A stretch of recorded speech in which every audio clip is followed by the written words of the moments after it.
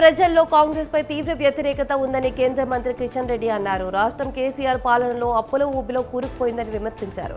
MLC ఎన్నికల సందర్భంగా మెదక్ పట్టణంలోని జిల్లా అధ్యక్షులు మల్లేష్ గౌడ్ ఆధ్వర్యంలో ఓటర్ల సమావేశం జరిగింది. దీనికి కేంద్ర మంత్రి కిషన్ రెడ్డి ముఖ్య అతిథిగా హాజరయ్యారు.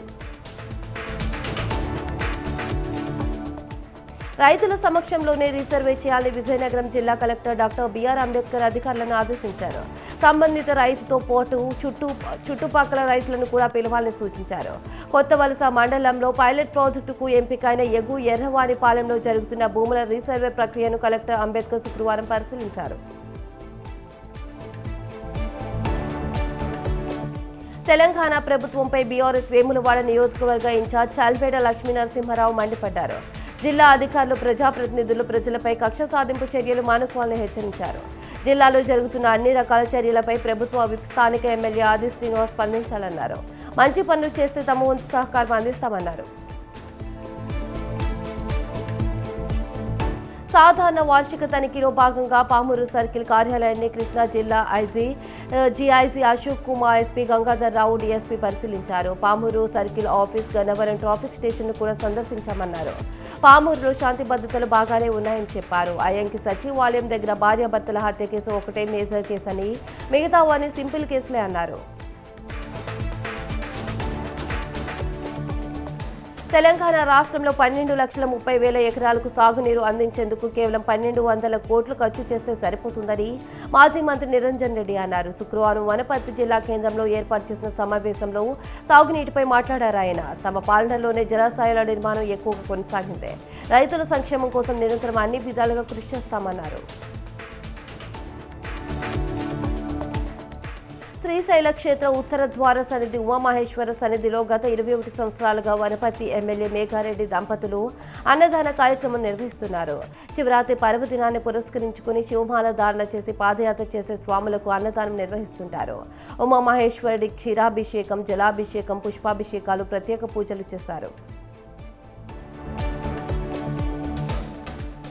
కలెక్టర్ సందీప్ కుమార్ తీరుపై ఉమ్మడి కరీంనగర్ జిల్లా గ్రామానికి చెందిన అప్పాడి రాజిరెడ్డి ఆగ్రహం వ్యక్తం చేశారు.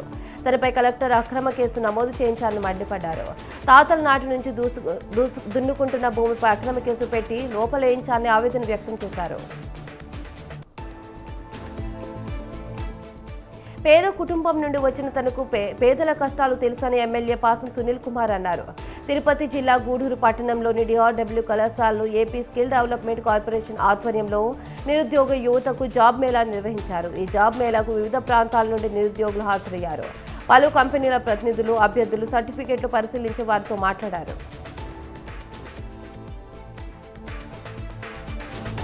ములుగు జిల్లాలో ఇసుక అక్రమ రవాణా, ఇసుక రీచ్ల నిర్వహణపై రాష్ట్ర ప్రభుత్వం ఫోకస్ పెట్టింది. ఇసుక రీచ్ల నిర్వహణ, ఇసుక రవాణా నిబంధనలు జరిగేలా చూడాలని జిల్లా అధికారులకు ఆదేశాలు జారీ చేసింది. దీంతో పోలీస్, రెవెన్యూ, మైనింగ్ ఆధ్వర్యంలో చెక్ పోస్టులు ఏర్పాటు చేసి నిత్యం తనిఖీలు నిర్వహిస్తున్నారు. అదనంగా ఇసుక తరలిస్తున్న ఇసుక లారీలపై చలాన్లు విధిస్తున్నారు. తనిఖీలో పొరపాట్లతో లారీ డ్రైవర్లు లబోదిబో అంటూ ఆవేదన వ్యక్తం చేస్తున్నారు. Jangaon west zone DCP Rajamahendra Nayak ఆదేశాలతో పోలీస్ స్టేషన్ ముందు పోలీసులు స్పెషల్ డ్రైవ్ నిర్వహించారు. 2-వీలర్ వాహనదారులు సెల్ ఫోన్ మాట్లాడుతూ వాహనాలు నడపరాదని చెప్పారు. వాహనదారుడు లైసెన్స్, సరైన పత్రాలు లేకుండా రోడ్డుపై ప్రయాణిస్తున్నారని, సరైన పత్రాలు ఉండే విధంగా చూసుకోవాలన్నారు. వాహన తనిఖీలలో పోలీసులకు ప్రజలు సహకరించాలన్నారు. అల్లూరు జిల్లా రంపచోడవరం నియోజకవర్గంలోని పలు మండలాల్లో అకాల వర్షం పడింది. ఏజెన్సీలో అధిక వేడి నేపథ్యంలో వాతావరణంలో మార్పులు సంభవించి రాజవమంగి, అడ్డతీగల మండలాల్లో అకాల వర్షాలు కురిశాయి. దీంతో జనజీవనం స్తంభించింది. మామిడి, జీడి మామిడి తోటలకు పూత ఉండడంతో ఈ అకాల వర్షాల వల్ల జీడి మామిడి పంటలకు నష్టం వాటిల్లే అవకాశం ఉందని రైతులు ఆవేదన వ్యక్తం చేస్తున్నారు.